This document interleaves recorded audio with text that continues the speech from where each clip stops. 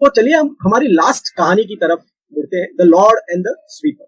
ये एक मंदिर की कहानी है जिसमें एक जो मंदिर में जो साफ सफाई करता है जो है उसकी कहानी है। और वो झाड़ू लगाते लगाते भगवान जी की तरफ काफी टाइम ऐसे होता है कि वो और भगवान जी सिर्फ होते हैं मंदिर में। भगवान जी की तरफ देखते हुए बोलता है, यार आपकी जॉब काफी अच्छी है, खड़े रहो, लोगों की बातें सुनो और वो आपके जो पेटी में पैसा डालते हैं वो आप ले लो। अच्छा जॉब है आपका, मुझे देखो कितना इतनी मेहनत के बाद पैसे कमाओ, घर लेके जाओ, घर का खर्चा पानी देखो, सब कुछ देखो। तो मेरा जॉब बहुत टेंशन वाला जॉब है, आपका जॉब बहुत इजी है। तो ऐसे करते करते एक दिन भगवान जी भी उनको भी लगता है, यार इसे एक बार बताना चाहिए कि मेरा जॉब भी आसान नहीं है।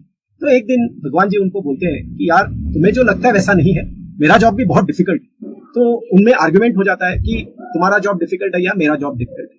तो भगवान जी एक दिन फिर उनको बोलते हैं, चलो कल के दिन तुम पूरे दिन मेरी जगह पे खड़े हो, मैं तुम्हें भगवान बनाता हूँ और मैं तुम्हारा काम मैं कर।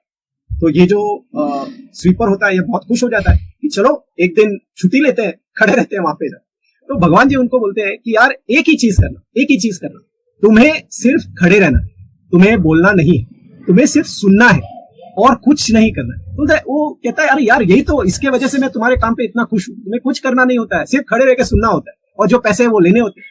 तो कहता है कि अभी भी याद रखो, तुम्हें सामने वाला कुछ भी बोलेगा या तुम कुछ भी देखोगे तो तुम्हें कुछ करना नहीं है, तुम्हें कोई इंटरफेरेंस करना नहीं है। तो स्पीकर बोलते हैं, हाँ कंडीशंस आर मेट, कल से मैं तुम जो बोलोगे वो मैं करूंगा। तो भगवान जी कहते हैं चलो एक दिन के लिए ट्राई करो। अगले दिन स्वीपर बन जाता है भगवान और वहां खड़ा हो जाता है।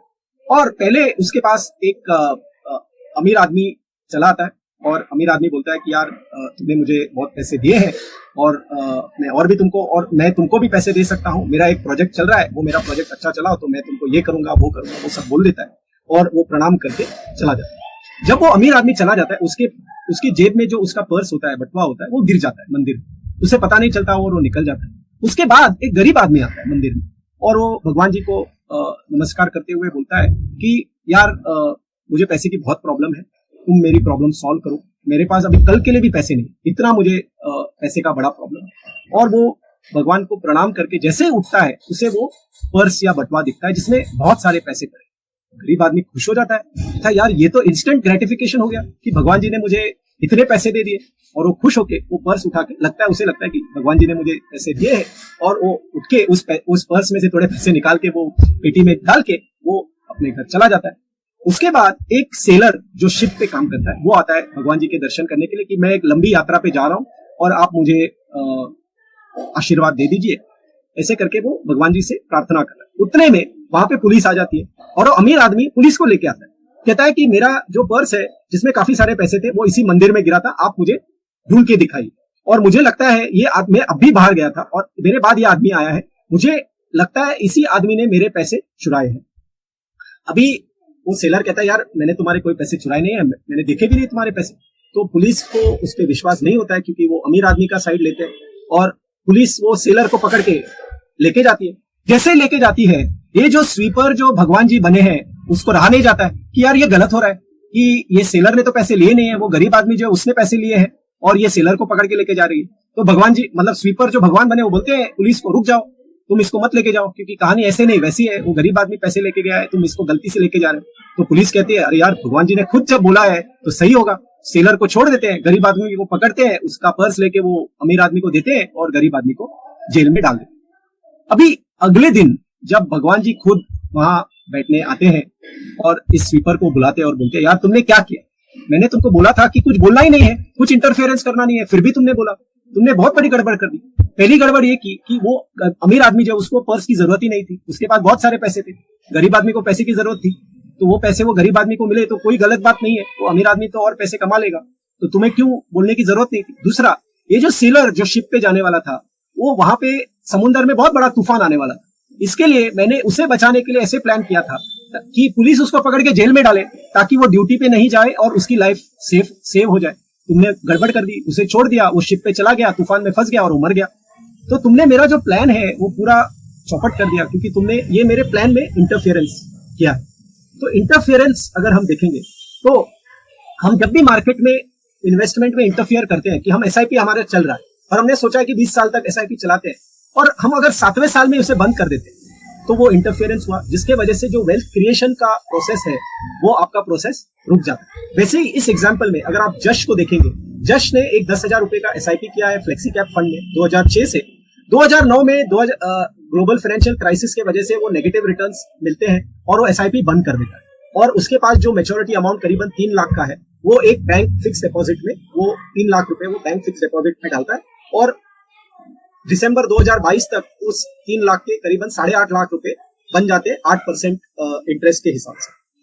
लेकिन जज को यह भी पता चलता है कि 2013 में उसे लगता है यार मैंने 2009 से 2013 जो मैंने गैप दिया वो मैंने गलती की, क्योंकि मार्केट उसके बाद बढ़ा है, चलो मैं फिर से एसआईपी शुरू करता हूं।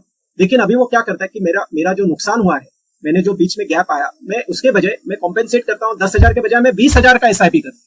20,000 का एसआईपी वो करीबन 2013 से 2022 तक कर रहा है, और इस 9 साल में उसके 23 लाख रुपए जो एसआईपी के प्रिंसिपल है वो बनते 50 लाख, और उसे करीबन 15% इंटरेस्ट मिलता है 2013 से 2022 तक। और अगर आप सारा ये पैसा अगर जमा करेंगे, जो इसने पहली बार एसआईपी किया, फिर उसने एफडी किया, उसके बाद उसने फिर से एसआईपी, इन 3 इनिंग्स में अगर आप उसका पैसा अगर आप इकट्ठा करेंगे तो उन्होंने करीबन 27 लाख रुपए जमा किए, और उस 27 लाख के बजाय उनको मिले 57 lakh, 27 lakh principal, 57 lakh as corpus, और करीबन 11% इंटरेस्ट रिटर्न्स उनको इस पूरे समय में मिले 2006 से 2022 तक। लेकिन अगर आप उनके जो मित्र हैं यश, उनकी अगर कहानी देखें तो उनका एग्जाम्पल यह है कि उन्होंने एसआईपी बंद ही नहीं की, नो इंटरफेरेंस।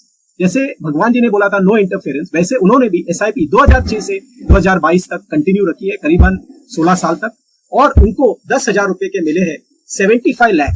तो अगर आप प्रिंसिपल भी देखेंगे तो यश ने कम प्रिंसिपल डाला है 20 लाख रुपए, और उनको मिले हैं 75 लाख।